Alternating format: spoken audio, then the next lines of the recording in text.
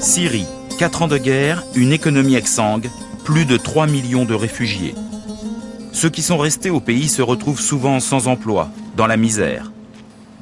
Pour survivre, ils sont de plus en plus nombreux à fouiller la terre. Un de nos journalistes syriens est allé à la rencontre d'un de ces fouilleurs, les petites mains qui sont le point de départ d'un trafic international. Nous avons rendez-vous avec Omar, 25 ans, dans la région d'Azaz. Avant la guerre, il était menuisier. Maintenant, je ne travaille plus. Ça fait 4 ans que les usines ont fermé. Omar tient dans sa main une baguette de cuivre. C'est avec ce simple outil qu'il peut découvrir des trésors archéologiques. Comme avec une baguette de sourcier, Omar ressent dans ses mains des vibrations lorsqu'il est en présence de métal dans les environs.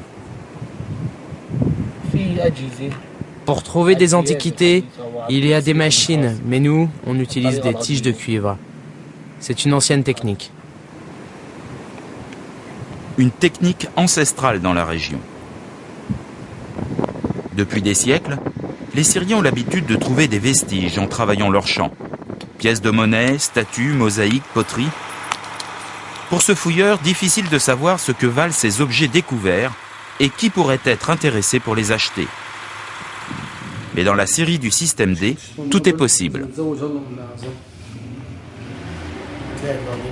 Par exemple, cette pièce que j'ai trouvée, je la prends en photo et je l'envoie par Internet à un expert turc.